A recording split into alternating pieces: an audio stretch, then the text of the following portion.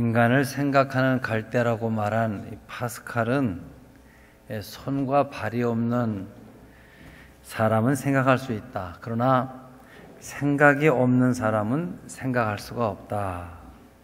이런 말을 했고, 같은 시대의 철인인 데카르트는 나는 생각함으로 존재한다. 생각하지 않는 것은 존재하지 않는 것이다. 이런 뜻의 말을 했습니다. 근데 그 생각 속에 우리들은 돈이라는 것, 불황, 경제, 이런 생각으로 가득 차 있습니다. 동물들은 먹을 것이 없으면 단지 배고프다. 시장하니까 사냥을 시작을 합니다. 그러나 사람은 생각하는 존재이므로 먹을 것이 떨어지면 슬프다는 생각을 하고, 나는 가난하기 때문에 불행하다는 생각을 합니다. 이것이 인간입니다, 여러분. 그래서 사람이 생각이 잘못되면 사람이기 때문에 불행해지는 거예요. 어느 농장의 돼지나 닭이 사료값 파동 났다고 자살하는 얘기가 없습니다. 동물은 굶어 죽으면서도 슬퍼하지 않습니다. 불행하다고 생각하지 않습니다. 그냥 굶어 죽는 걸로 끝이에요. 요즘 이 경제적인 이유, 어렵다, 이런 말들을 많이 하고 걱정하시는 분들이 계신데, 여러분 한번 같이 생각해 보세요. 여러 가지 행복의 조건들 가운데 우리는 단지 물질적인, 이 경제적인 부분만 부족한 거잖아요. 부부간에 더없이 행복합니다. 부모와 자식 간에 행복합니다. 가족들이 다 건강합니다. 큰 돈으로 환산할 수 없는 재산이죠. 나는 하늘을 우러러 한 점 부끄러움이 없다. 다시 말해 윤리 도덕적으로 살았다 하는 거 참 귀중한 겁니다, 여러분. 나는 하나님과 관계에서 지금 하나님이 부르셔도 부끄러움 없이 주님 앞에 설 수 있다. 대단한 거예요. 이 하나님과 관계에서의 이 행복 보세요. 모든 행복의 조건이 다 건재합니다. 경제적으로만 좀 어려운 것이죠. 재산도 그래요. 우리가 재산을 잃어버리기도 하지만 잃어버리면서 얻는 것도 있어요. 아, 세상이 이런 것이구나. 믿을 사람이 하나도 없구나. 노하우 얻은 것입니다. 얼마든지 재개할 수 있습니다. 희망이 있습니다. 다른 것, 더 중요한 돈과 바꿀 수 없는 아주 귀중한 가치 있는 것들을 우리 가정은 가지고 있습니다. 그리고 회개하셔야 됩니다. 그동안 물질에 너무나 큰 비중을 두고 살지 않았습니까? 사실일 것입니다. 여러분, 재물이나 직장이 삶의 목적은 아니었잖아요. 우리가 사는 목적을 위한 수단과 방법의 하나예요. 맞아요. 예수님께서 우리에게 내일을 위하여 염려하지 말라고 하십니다. 하나님께서 세상을 만드시고 우리를 선택하셨고 우리의 의식주의 공급자가 되어 주십니다. 그 하나님을 우리는 아버지라 부르는 하나님의 자녀들입니다. 염려란 하나님이 계시고 우리를 도우시고 계시다는 걸 전제하지 않은 것에서 시작된 불신앙의 산물들입니다. 성경은 걱정, 의심은 뼈까지 상하게 만든다고 하십니다. 걱정은 신앙적 입장에서 볼 때 불순종이며 거역이고 교만입니다. 하나님께서 하지 말라고 하셨으니까 하지 않으셔야 되지요. 하나님의 인도하심에 여러분을 맡기시고 신앙 원리로 돌아가십시오. 그러면 상당한 염려와 걱정에서 여러분은 자유하실 것입니다. 오늘 본문 주제는 16절부터 21절까지예요. 그런데 그 16절부터 21절을 비유로 드신 이유는 13절 이하의 말씀 때문이에요. 지금 예수님과 제자들이 예수님의 말씀을 귀를 기울여 듣고 있습니다. 예수님께서 하나님의 도를 진지하게 가르치고 계십니다. 제자들에게 주시는 당부의 말씀 권위적이었고 압도적이었으며 모든 사람이 찬사하는 마음으로 예수의 음성을 듣고 있습니다. 이때 한 사람이 예수님께 도와주실 것을 청했는데 내용이 선생님, 우리 부모님이 상당한 유산을 남겨놓고 세상을 떠나셨는데 우리 형이 그 재산을 몽땅 갖고 동생인 내게 돌아올 몫을 주지 않고 있습니다. 준다 차일피일 말만 하고 있는데 욕심 많은 우리 형이 안 줄 것 같아요. 속이 탑니다. 그러면서 예수의 설교를 듣다가 퍼뜩 생각난 것이, 야, 예수님이 가서 한 번만 우리 형한테 권면을 하면 이 고집센 우리 형도 예수님 말씀엔 설득될 것이니 내게 재산을 줄 것이다. 자, 이런 생각으로 예수님께 말씀을 드리는 겁니다. 여러분 생각은 어떠십니까? 직접 예수의 육성의 설교를 듣고 있습니다. 참 은혜 받습니다. 꿀송이 같은 하나님 나라의 도가 우리에게 주어지고 있고 일생일대에 이 말씀을 듣고 주님을 따를 수 있습니다. 그런데 설교를 듣고 고작 생각한 것이 재산을 나누는 일에 예수님을 이용하면 재산이 내 몫으로 오겠다. 예수님께서 그 사람에게 대답하십니다. 삼가 모든 탐심을 물리치라. 사람의 생명이 그 소유에 넉넉한 데 있지 아니하다 하시면서 16절 이하에 풍년 나던 해에 어리석은 과부의 비유를 드신 겁니다. 여기에 사람의 생명이 그 소유의 넉넉함에 있지 아니하다는 그 생명을 우리의 목숨, 이런 절박한 쪽으로 이해하지 마시고 좀 여유 있는 쪽, 넓은 쪽으로 해석을 하시면 사람 사는 행복이라는 것이 꼭 물질 때문에 좌우되는 것은 아니다. 그렇게 들으시면 편하실 것 같습니다. 솔직하게 여러분 말씀드려서 돈만 많으면, 소유만 넉넉하면, 재산만 많으면 근심 걱정이 하나도 없고 행복해진다고 생각하십니까? 공부를 많이 하면, 명문대학만 가면 행복해질 것이라고 생각하십니까? 요즘에 3일 남았나요? 북미 정상회담 이야기가 TV 키면 제일 먼저 나오는 소리고, 그 다음 나오는 얘기가 대한항공 부사장 조아무개가 그 남편이 부인에게 매맞아 못 살겠다고 이혼 소송 낸 겁니다. 어떻게 때렸는지 모르지만 남자가 그랬어요. 그래서 그게 몇 번 반복해 나오고, 우리는 그런 얘기가 나오면 이상하게 재밌는 마음을 갖고 듣고 3, 4, 5 모이면 우리의 까십거리가 돼요. 얼마 전에는 우리나라 최고의 재벌인 삼성에, 지금도 그 회장님은 어떠신지 모르겠네요. 도무지 언론에 나오질 않으니까. 부회장 되는 아드님이 또 이혼했죠. 그런데 그때 언론은 단군 이래 최고의 이혼 위자료가 주고받았을 것이다. 그런 생각을 했어요.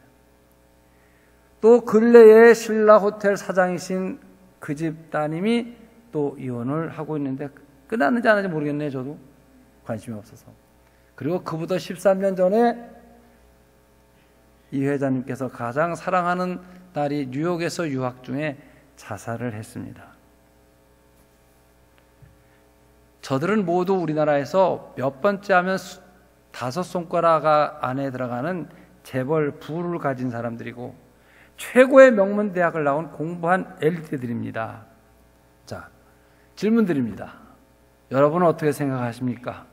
많은 재산과 학력은 행복이다. 동의하십니까? 재산이 없고 가난하며 또 공부를 많이 못하면 불행한 것이다. 동의하시나요? 그렇게 원칙적으로 그렇다고 이야기하실 분은 아무도 없으실 거예요. 또 이제 우리는 얼마 안 있으면 그 이혼한 사람들 또 재혼하는 이야기로 언론이 떠들어대면 그 이야기를 또 들으면서 살아야 할 것 같아요. 여러분, 이분들은 대한민국의 누구라고 하면 다 알만한 유력 인사이기 때문에 사실은 사람들이 그들을 우러러보고 있는 것 때문에 더 괴로움, 고통을 겪고 계시리라고 생각을 합니다. 사랑하는 성도 여러분, 우리나라가 세계 선진국 대열이란 이 OECD에 가입을 한 지가 오래됐어요. 세계 부자 나라들 서열에 우리나라가 참가하게 된 거예요. 우리 힘들다 불황이다 되는 게 없다 소리 하면서도 3만 불 시대에 진입을 했습니다. 부정적인 부분만 보아 죄송합니다만 이 3만 불 시대를 바라보며 우리 주변에 늘어나는 일들이 무엇인가 한번 생각해 보면 첫째가 이혼율입니다. 왜 못 살고 가난할 때는 잘 살던 부부들이 부유해지고 살만해지니까 이혼을 하냐? 부유해지면서 불륜이 많아지기 때문이에요. 그렇잖아요? 부도덕이 더 수치가 높아졌기 때문입니다. 이 말은 상대적으로 우리 모두가 더 부도덕해졌다는 말이에요. 유명한 사람뿐만 아니라 아래나 위나 할 것 없이 모두의 이혼율은 다 높아져 버렸어요. 누구 할 것 없죠. 청소년의 범죄율입니다. 흉악하지요. 요즘에 그 흉악범 하는 청소년들도 다 고학력자들입니다. 배우지 못한 사람들이 없어요. 다 배울 만큼 배우고, 그 말은 공부에 상당한 돈을 투자된 사람들이라는 이야기입니다. 또 하나가 자살률입니다. 물질과 쾌락에 목적을 두고 살다 보니까 생의 목적과 가치, 의미를 상실했습니다. 삶의 허물을 느낍니다. 이 잘 사는 나라일수록, 고학력을 가진 나라일수록 자살률이 높아가고 우리나라는 1등을 계속 지키는 나라입니다. 우리나라 고등학교를 졸업하고 대학 진학률이 84%, 100명 중에 84명이 대학을 들어갑니다.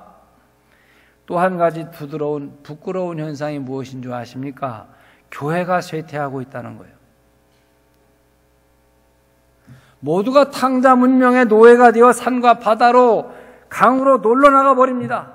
교회 집회가 안 됩니다. 새벽 기도회가 모여지지 않고 저녁 예배가 안 되고, 옛날에 부흥회를 하면 하루에 3번씩 새벽, 낮, 밤 한 번 설교 마이크 들면 목사님들 2시간, 3시간 설교합니다. 그래도 가득가득 채워졌는데 지금은 모임이 되지는 않습니다. 구역 모임이 안 됩니다. 신방을 가도 받을 수 없답니다. 왜 그런가 생각해 보십시오. 그리고 우리 속엔 부모를 공경하는 마음이 다 없어버렸어요. 동기 간의 어떤 우위나 이런 것이 점점 부할수록 끊어져 버립니다. 이해타산에 너무 분명해지고 믿지 못하고 믿을 사람 없다는 얘기하며 어렵지 못합니다. 깊이 생각해 볼 문제가 있습니다. 역설적으로 많이 배우고 재산이 늘어나게 되니까 우리가 사람답게 살지를 못한다는 말입니다. 성도다운 신앙생활을 못한다는 말입니다. 결코 재물이 넉넉한 데서 행복해지는 것이 아니다 라는 결론이죠. 재물이나 직장은 인간이 살아가는 데 필요한 한 부분인 것입니다. 여러분, 왜 우리가 불황이니 경제적인 문제로 절망하는 줄 아십니까? 그걸 전부로 생각하며 살기 때문입니다. 재물을 목적으로 하여 살았기 때문입니다. 목적이 되어서는 안 될 것을 목적으로 하여 사니 그의 생 모든 것이 첫 단추부터 잘못된 거예요. 오늘 본문으로 돌아오면 주님께서는 이 어리석은 자야, 이 어리석은 부자라고 이야기를 합니다. 첫째, 그는 철저한 유물주의자라는 거예요. 예수님 말씀하시기를 사람의 생명이 그 소유의 풍성함에 있지 아니하니라. 인간의 생명의 근원이 물질이나 소유, 많고 적음에 있는 것이 아니다. 사람의 삶의 가치와 삶의 의미가 물질 소유의 많고 적음에 있는 것이 아니라고 하십니다. 그런데 이 부자는 19절 보십시오. 내 영혼아, 여러 해 쓸 물건을 많이 쌓아두었으니 평안히 쉬고 또 먹고 마시고 즐기자. 이 유물론자의 생각엔 물질만 많으면 영혼의 문제고 마음의 문제고 삶의 문제고 자녀의 문제고 모든 문제가 물질로 해결될 수 있다는 착각 속에 사는 사람이죠. 여러분, 제가 볼 때 이 예는 2000년 전 예수님께서 하신 비유인데 사실은 2000년이 지난 여러분과 저 현대인들에게 하는 말씀이 아닌가요? 이 유물론자들의 유물공산주의는 이미 역사 속에 시행을 하여 잘못된 것이라는 것이 증명이 되었는데 이 자본주의에 익숙한 우리들이 더 유물론자가 되어져 가고 있다는 거예요. 돈만 있으면, 아니 돈만 많으면 무엇이든지 할 수 있다. 자, 이런 철학이 우리를 지배하고 있다는 거예요. 이런 사람들은 하나님을 믿을 수 없습니다.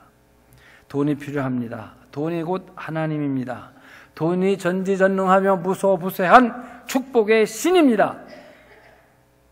우리는 모두가 돈 종교의 성도들입니다. 이 자본주의 만몬, 19세기 초 칼 마르크스는 인간에게 가장 절실한 종교는 빵이다 이런 말이었어요. 깊이 생각해 보면 중요한 이야기입니다. 돈을 섬기는 신자들이 되었고 황금에게 절하는 배금주의자들이 되어져 버렸습니다. 이런 사람들은 돈이 없거나 돈을 못 벌게 되면 비관하고 생을 절망해 버립니다. 생각해 보십시오. 제3자가 볼 때 행복할 수 있는 모든 조건을 다 갖춘 사람이 삶의 수단의 하나인 돈 때문에 자살을 한다면 그 사람은 생애의 가장 큰 비중을 돈에 두고 살았다는 말 아니겠습니까? 그래서 그런 일은 생겨진 것이죠. 어리석은 사람입니다. 두 번째, 이 어리석은 사람은 자만심에 가득 사로잡혀 있다는 거예요. 18절 이하를 보면 내가 이렇게 하리라. 내가 곡간을 헐고 더 크게 짓고 내 모든 곡식과 물건을 거기 쌓아두리라. 19절 또 내가 내 영혼에게 이르되 이 사람의 사고의 기초는 나야. 나. 이 사람은 자기의 생명과 영혼도 육신의 힘과 재산, 삶 모두가 다 자기가 할 수 있다는 거야. 내가 맘만 먹으면 무엇인지 할 수 있다. 쓸데없는 자신감에 노예가 되어 사는 사람입니다. 여러분, 이 사람이 얼마나 불쌍한 사람인가 생각해 보십시오. 하나님께서 그에게 묻습니다. 어리석은 자여, 오늘 밤 내 영혼을 부르면 내가 준비한 모든 것이 네 것이 되겠느냐. 생각 좀 해봐라. 인생이 덧없는 존재라는 것, 한날 티끌과 같은 존재라는 것을 전혀 생각하지 않고 있습니다. 베드로전서 1장 24절에 인간이 풀과 같고 인생이 자랑하는 모든 것이 풀 위의 꽃과 같다. 그런데 이 사람은 그런 생각을 하지 않습니다. 자기 힘만 과신한 나머지 다른 사람과 협력 얘기도 없고 이웃이 형제가 등장하지 않습니다. 독선과 교만, 이기주의밖에 없습니다. 이 어리석은 부자는 자기를 절대화 속에 착각되어져 있는 거예요. 자기를 마치 신격화해 있는 사람입니다. 세상에 이것처럼 위험한 일이 어디 있고 이것처럼 어리석은 일이 여러분 어디 있습니까? 사랑하는 성도 여러분, 인간은 유한한 존재입니다.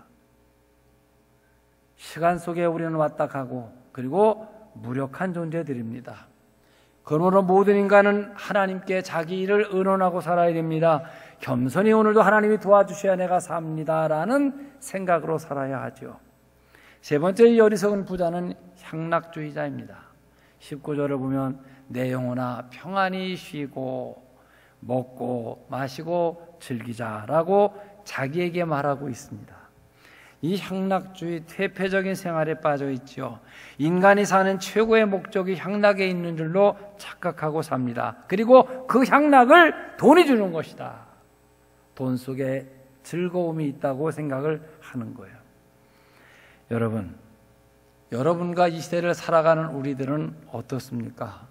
이 어리석은 부자의 이야기는 성경 속의 한 인물에 대한 이야기지만 실상 이 시대를 살아가는 현대인 모두가 다 이런 생각으로 살아가고 있다고 생각하지 않으십니까? 왜 우리가 이다지도 낙심하며 돈 하며 보이지 않는 모든 것을 잃어가며 그것 하나를 위해 목숨 바치나 생각해 보십시오.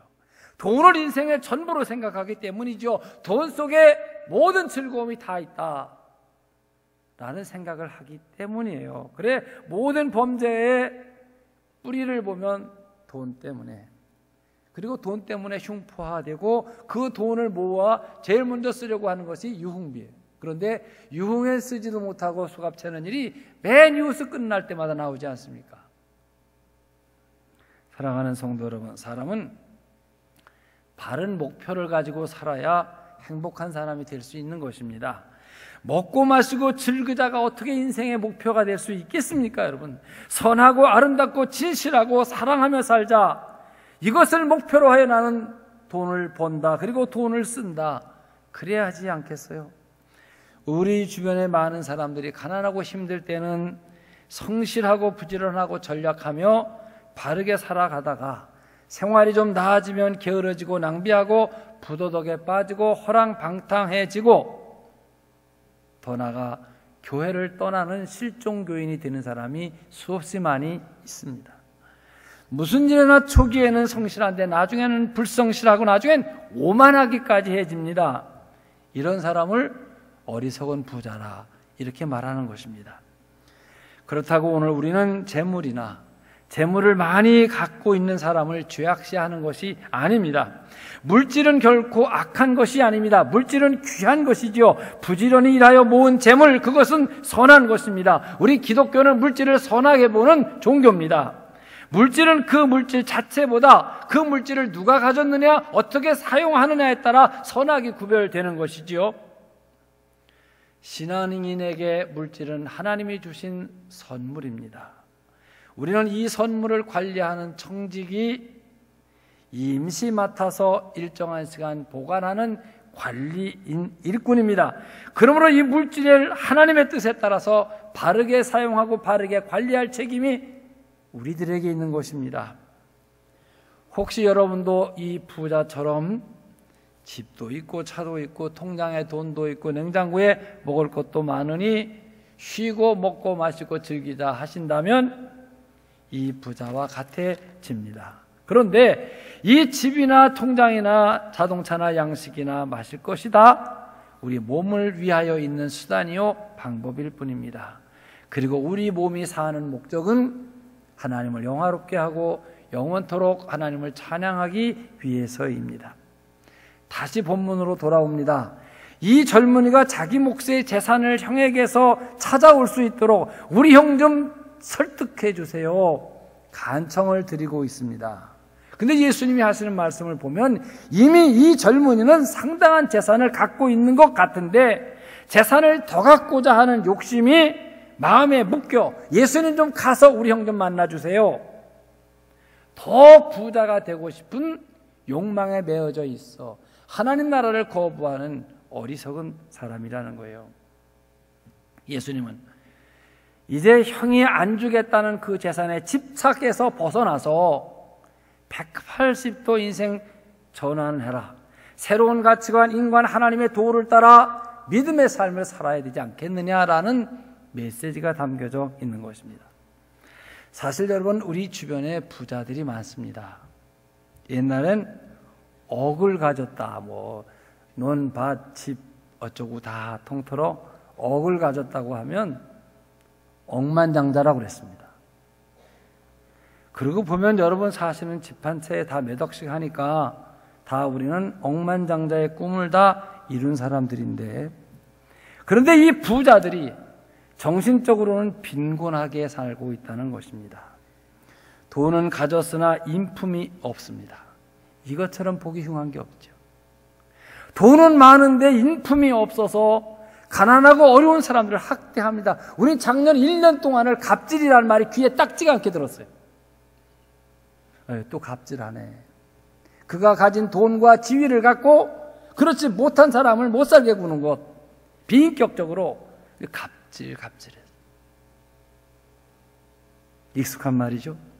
돈은 자랑을 하고 떠벌리고 있는데 머리가 비었고 가슴이 없습니다. 사랑의 열정이 없지요. 이것은 진정한 부자가 아닙니다. 요즘 어리석은 부자들이 많습니다. 권력의 어리석은 부자가 정치인들이고 지식의 어리석은 부자들 학자들입니다. 거기에 종교인들도 있습니다. 나름대로 자기 분야의 부자임을 자처하고 있는데 모두가 가난뱅이들입니다. 거지들입니다. 아무거나 밟고 아무거나 주머니에 넣고 아무거나 찾으러 쫓아다니면 그게 거지지. 여러분, 거지 중에 상거지가 되어 있는 사는 거예요. 이 배금주의, 돈에다 절하는, 절배자 쓰는 거예요. 돈에다 절하는 주의에 빠져 출세와 명예의식에 잡힌 나머지 정신이 마비된 사람들이에요. 이런 부자들을 보면 결코 누구도 순수하게 사랑을 하거나 봉사를 하거나 섬기지를 못합니다. 이 어리석은 부자가 되면 아내와 남편이 소송 걸립니다. 천륜이라고 하는 자식을 향해서 재판하고 있습니다. 결국 아내도 남편도 사랑하지 못한다는 말이죠. 자식도 사랑하지 못한다는 말이죠. 이 사람이 어떻게 이웃을, 국가를, 민족이나 조국을, 인류를 사랑한다는 말을 불가능한 겁니다. 이거. 마치 육신적 장애와 같이 정신적 장애를 갖고 사는 사람에 불과합니다. 이러한 어리석은 사람이 되고 나면 학문이나 예술도 사랑할 수 없고 인술이나 의술도 펴지 못하며 지식을 바르게 가르치지도 못합니다. 정치도 할 수가 없습니다. 진리를 사랑할 수 없고 이웃을 사랑하지 못합니다. 자만에 갇혀 불쌍하게 고독의 인생을 살다 생을 마치고 그야말로 예수님이 하신 말처럼 네가 준비한 것은 네 것이 되겠느냐 한 대로 그 후에 사람들에게 그냥 버려지는 것이 되고 마는 거예요. 질문입니다. 여러분은 어떤 사람을 부자라고 생각을 하십니까? 돈 많고 인품 없는 사람보다는 가난해도 교양과 인격이 있고 고매한 인품이 있어 악이 근접할 수 없는 그런 위험 있는 인품을 갖는 게 좋겠습니까? 근데 우리 욕심은 그러면 재물을 갖고 인품도 가지면 안 됩니까? 거꾸로 말하면 재물도 못 갖고 인품도 없으면 지난주에 말씀드렸습니다만 한쪽만 택하십시오. 그리고 만족하는 자족의 비결로 사십시오. 논어를 보면 이런 말이 있습니다. 이게 한문 글자가 돼서 문자는 반소시금수하고 곡광이 침지라도 낙역 제 기중에 불의의 부차귀는 이 아의 여부니라. 사서삼경이라고 하는 논어에 쓴 공자님 말씀인데 우리말로 번역을 하면 너무나 쉽습니다. 나물 먹고 물 마시고 들판에 누워 팔을 구부려 베개하고 들어 누워도 즐거움이 그 안에 있다 그 말이에요. 모르는 그 말 모르는 분 한 분도 안 계실 거야. 나물 먹고 물 마시고 그러고 들판에 누워 이렇게 팔벽에 해도 그 안에 낙이 있다. 그 뒤가 중요해. 그 뒤에 의가 아닌 부귀는 내게는 여부우리라. 뜬 구름과 같다. 공자님 말씀도 꽤 괜찮죠, 여러분? 조선 최고의 부자였던 임상옥이 말년에 무엇을 했는 줄 아십니까? 시골에 나와 초막을 짓고 쑥갓을 심고 상추를 거두면서 살았는데 그때가 더 행복하더라는 얘기를 하고 있어요. 그러면 여러분, 역사상 가장 큰 부자는 누구였을까요? 역사상 가장 큰 권세자는 누구였을까요? 예수 그리스도이셨습니다. 하늘 영광을 다 누리셨습니다. 땅의 모든 권세가 그 발 아래 복종케 하신 예수 그리스도이십니다. 하늘 영광을 다 누릴 수 있었다. 그분이 어둠의 이 땅에 오셨습니다. 그의 모습은 한마디로 가난 그 자체였어요. 요새 신방을 하느냐고 제가 물으면 저희 집이 목사님 누추해서요. 그럼 제가 그래요. 예수님은 오실 때부터 말구유, 마구간에 태어나서 예수님을 받아서 뉘인 데가 말, 먹이통, 구유였습니다. 저는 집사님이 겪으신 그 삶을 다 겪어본 사람입니다. 내가 집 보러 갑니까? 무슨 호구조사하러 갑니까? 우리 하나님 말씀 읽고 기도하기 위해서인데 그런 말 합니다. 우리 주님은 시장하셔서 예루살렘에 들어가시다가 무화과 열매가 있나를 기웃거리셨고 목마르셔서 수가성 우물가 여인에게 물을 좀 달라고 찾기도 하셨고 여우도 굴이 있고 공중에 나는 새도 깃들 곳이 있는데 인자는 머리 둘 곳이 없다. 그러나 예수의 삶은 모든 사람을 베푸셨습니다. 가난하셨습니다. 그래서 더 가난한 자를 병자, 소외된 자 그리고 인간의 불행이 죄에서 근원된 것을 아신 주님은 십자가에서 우리 모두의 죄의 문제를 해결하기 위해 자기의 생명을 우리를 위해 주셨어요. 이것은 십자가의 보혈을 흘리신 것입니다. 그의 장례식을 생각해 보십시오. 요즘처럼 떠들썩하지 않았습니다. 어둠 속에 몇 사람이 와 장례를 진행하는데 무덤이 없어 남의 무덤에 임시 감회장을 했죠. 이것이 예수의 전 생애입니다. 예수님의 생애는 모든 그리스도인에게 주는 의미가 큽니다. 이런 제안을 한번 드립니다. 여러분, 우리 하나님의 말씀과 은혜에 있어서 부자가 되면 어떨까? 기도의 능력으로 사는 부자, 신앙의 부자 말입니다. 창세기 23장을 보게 되면 아브라함이 남의 나라 땅의 천막을 옮겨치며 어렵게 삽니다. 그런데 그 원주민 토우들이 아브라함을 가리켜 당신은 우리 중에 있는 지도자이십니다 라고 합니다. 믿음의 부자입니다. 저 사람 지옥 가는 게 불쌍해서 새벽에 일어나 그 영혼을 위해 기도하고 전도지를 나눠주고 일하고 있는 그분은 이 세상에 어떤 부자가 쫓아올 수 없는 최고의 부자입니다. 저는 그렇게 생각합니다. 지난주 금요일 신방하다 보니까 늦었어요. 어떤 권사님 집에 신방을 하는데 저희 사는 게 이렇습니다. 보니까 제가 20년 전에 살던 연립주택 같은데 사셔요. 제가 산전수전을 다 겪어서 집에 딱 가면 이 집은 옷을 얇게 입고 온도를 높이고 사는 집인지, 아예 외출복을 입고 온도를 20도 이하로 놓고 이렇게 난방비를 절약하고 지금 계시는 집인지 저는 다 압니다. 예배를 마치고 제가 그런 말 합니다. 권사님은 최고의 부자십니다. 지옥 가는 영혼 불쌍하여 새벽에 나와 그를 위해 기도하고 미랄교회 잘 되기만 하기 위하여 기도를 나누어 주는 부자시고, 시간 나면 교회 나와서 전도대와 함께 전도를 다니시니 이 세상에 어떤 부자가 그런 베품을 베풀고 있는 부자가 있습니까? 존경합니다. 당신의 생애를 찬양합니다. 정말 아름답고 귀한 생애를 살고 계십니다. 부자는 우리 생각에 풍족한 사람, 부러울 곳이 없는 사람일 것 같지요? 그런데 여러분, 누가 부자라고 하면서 더 가지려고 욕심을 내고 남의 것도 뺏으려 자기 주머니 채우려고 하면 이게 무슨 부자예요, 이게.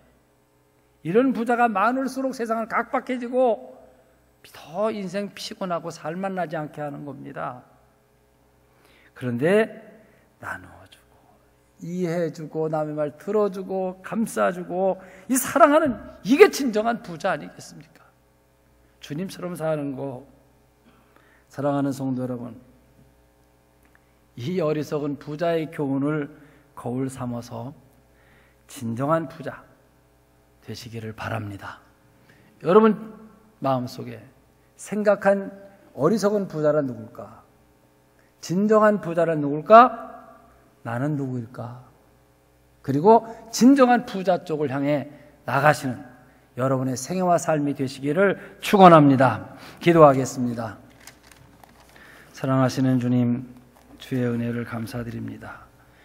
하나님 나라의 도가 은혜스럽게 전하여지고 예수의 설교를 듣는 모든 사람들이 감동되고 설득되는 자리에서 한 사람은 이 예수님이라면 우리 형 설득시킬 수 있다.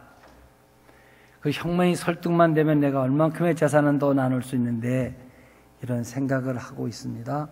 예수님은 그를 향하여 어리석은 자여, 사람의 사는 것이 소유에 많고 적음에 있는 것이 아니다. 오늘 밤 내 영혼을 거두면 네가 준비한 것이 네 것이 되겠니? 하고 물으시며, 어리석은 자는 물질에 최선을 다하고 물질 속에 향락을 취하고 그 물질을 바르게 사용하는 것이 어리석음인 걸 우리에게 알려주고 있으며, 진정한 부자란 예수님과 같은 생애를 살아가는 사람인 것을 말씀해 주십니다. 어리석은 부자, 진정한 부자, 그리고 우리는 누구일까? 오늘 말씀 안에서 우리의 삶의 목표를 정하고 주님처럼 살아가는 진정한 부자가 되는 저희들 되게 해 주시옵소서. 귀하신 예수님 이름으로 기도하옵나이다. 아멘.